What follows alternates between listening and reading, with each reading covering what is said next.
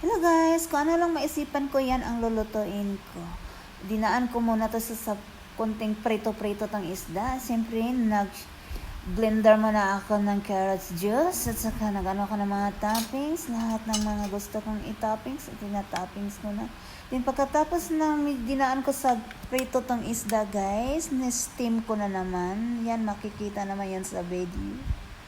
At saka ayan po, yan po yung sauce ng carrots na gawa ko.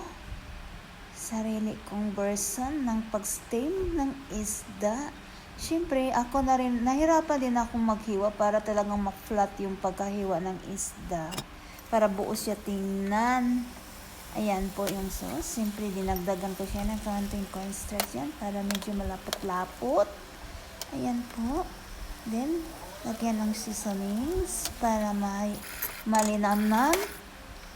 At, siyempre, may mga bawang, luya din ako dyan na nilagay.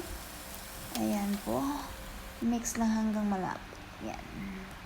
Dito po yung pag-prepare. Siyempre, bukod sa isda, may mga gulay din po. Kailangan po yan sa katawan.